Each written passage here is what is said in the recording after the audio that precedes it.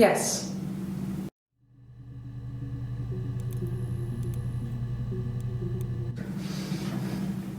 Yes. Yes.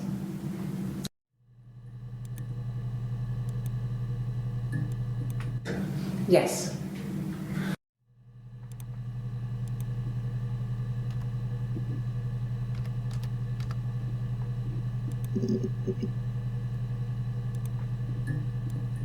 No.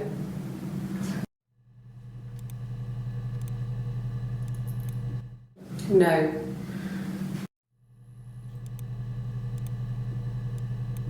No.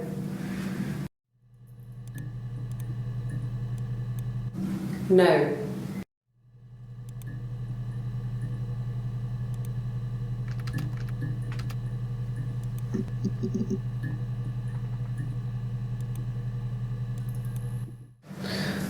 I can take the stuff off now. Did I prove I'm innocent?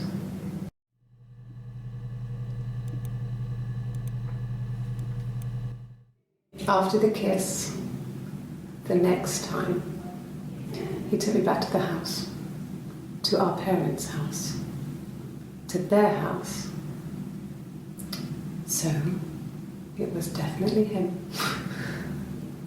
I sometimes think he wanted to get caught to prove to himself that we were different people. He told me about his marriage, told me how his wife was completely different to me.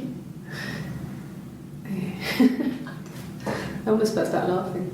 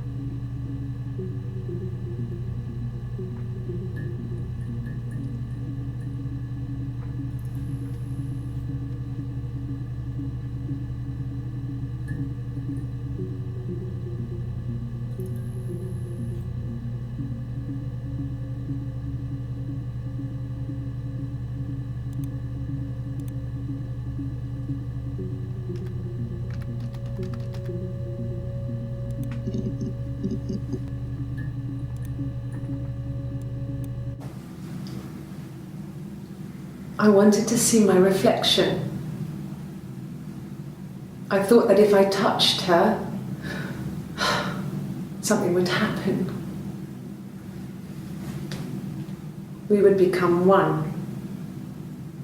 One girl. The fairy tale was over, the witch was dead, and I'd be restored to my rightful place.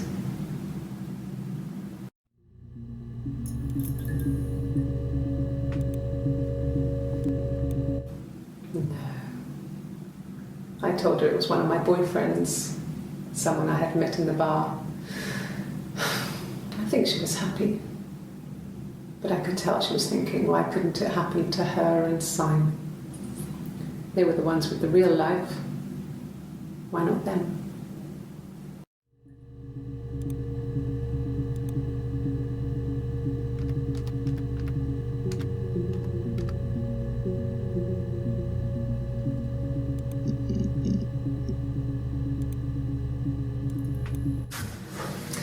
When we weren't together, we'd send secret messages by tapping out a code that we'd learned from a book, the knock code, something prisoners of war would use.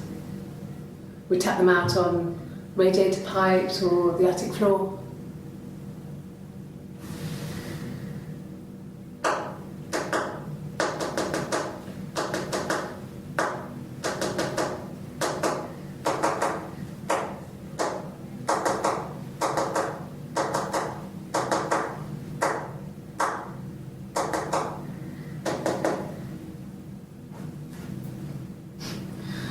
Dad thought we had mice, but they couldn't find any. Bought a cat anyway.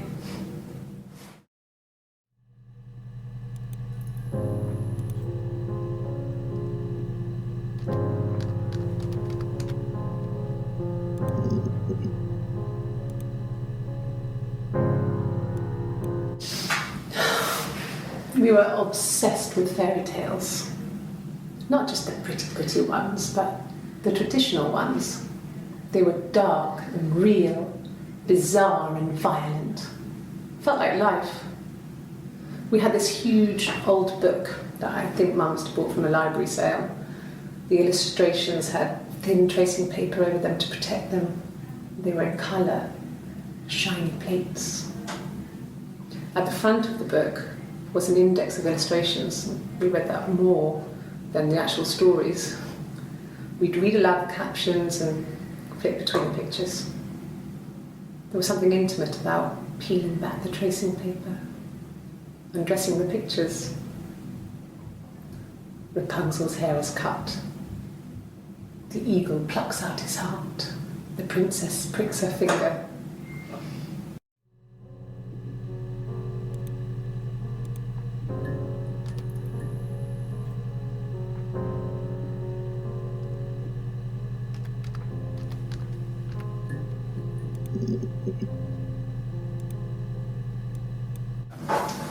When beautiful people died, we always felt like it was a sign. You remember Princess Grace? Grace Kelly? She died in a car crash the year before we met Simon. We used a Ouija board to speak to her, and that gave us the power to find him. That's what we thought then. That people who died tragically leave some kind of magic behind. We used to share dreams. We used to wake up and write them down in our diaries immediately and compare them.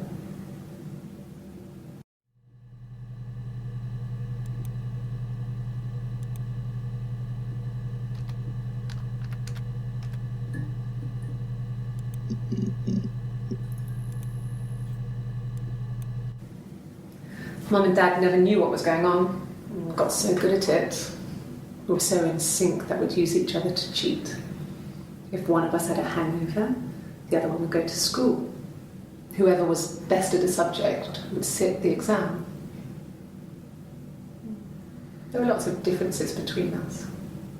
Some things one is better than the other at.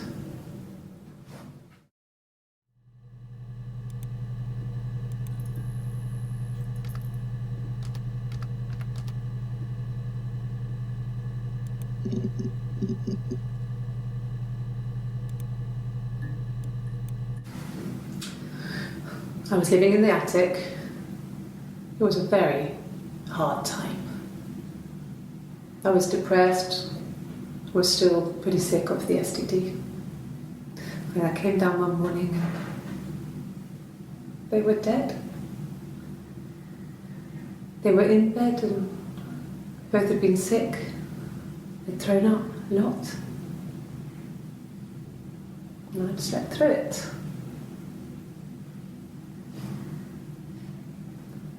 The police said it was mushrooms they ate. Dad was a mushroom expert. He used to take us picking with him and he taught us how to recognise them. And there's no way he would have picked death caps.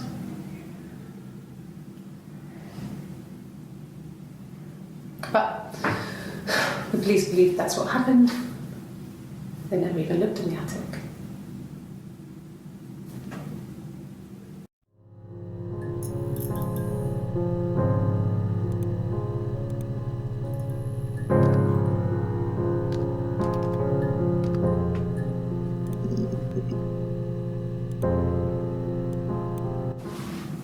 Yes, it was a cremation for the best.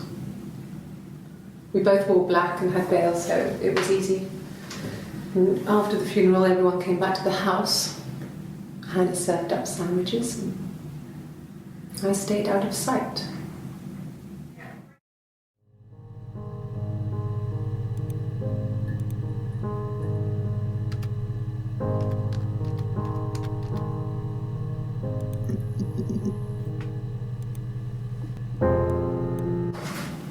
It lasted about 6 months. I tried to carry on, but everything was different. Hannah insisted I not pretend to be her around Simon, let alone sleep with him. We didn't share him like the others. The rules had changed. Me living in the attic had become weird in a way it hadn't been before.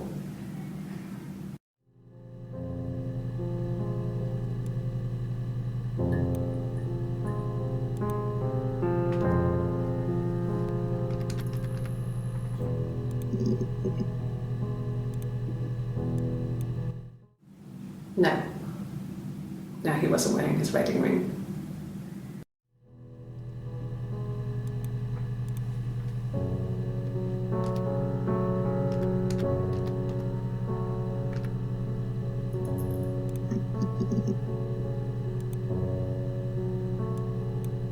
Nothing else happened that night.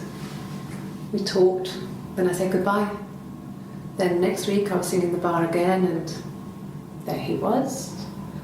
And again the next week, he offered to buy me a meal.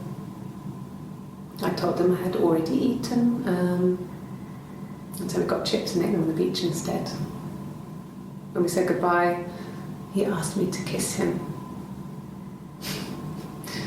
Romantic.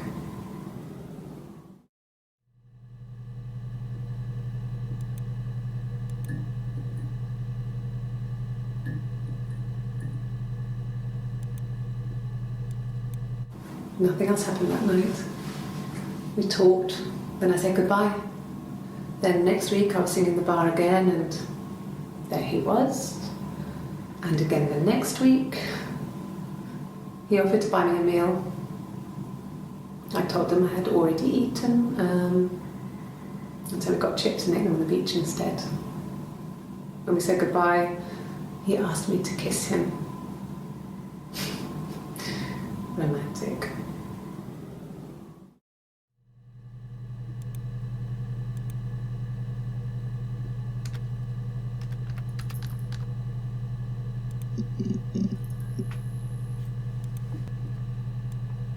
Yeah, I pulled over and slept in the car. This was just by the side of the road. I was exhausted.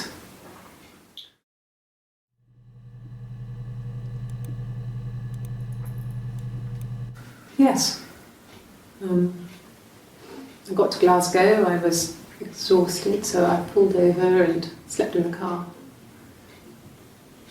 I woke up because a rubbish truck went past. I got some petrol, bought a coffee and a pastry, tried calling someone from a payphone, and then headed back.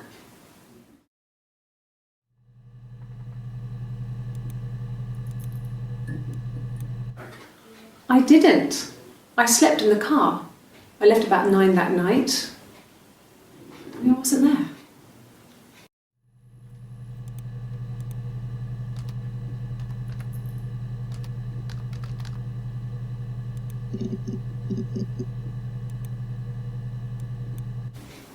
I haven't been into work.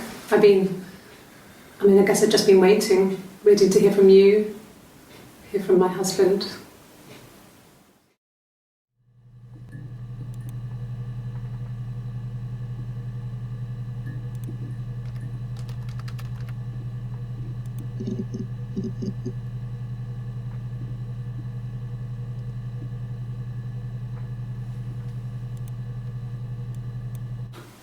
I think so. To get into our garden, we'd have to climb through other gardens. All the gardens back onto each other, so you'd have to climb over 1, 2, 3 gardens to get to ours. I mean, did anyone see anything? Did anyone see anyone come and go? An intruder?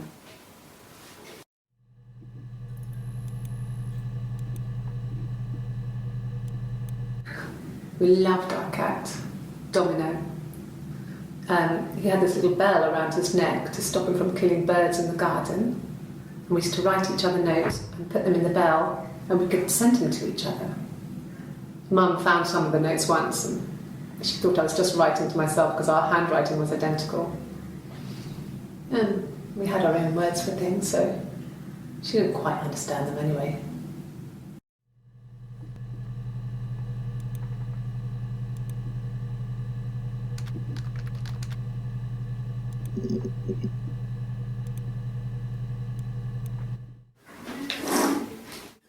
Yeah, that's Simon's watch. It was a gift from Eric. He got it this year. It was a wedding anniversary gift. Steel. It would have been Diane who chose it. She has really nice taste. That time, you must eliminate me. I was in Glasgow then.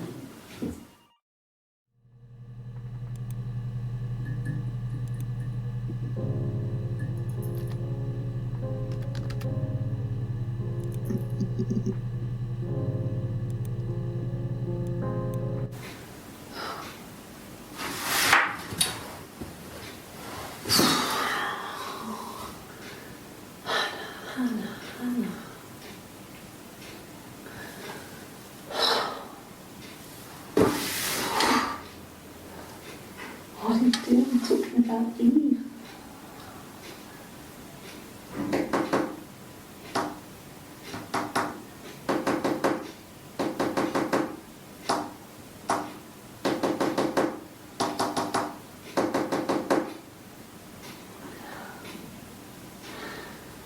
Poor Simon.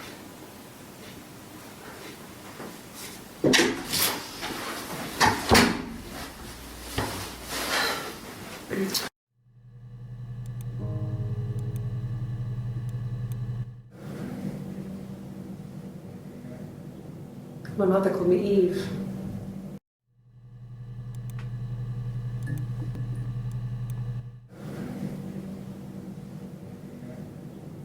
My mother called me Eve.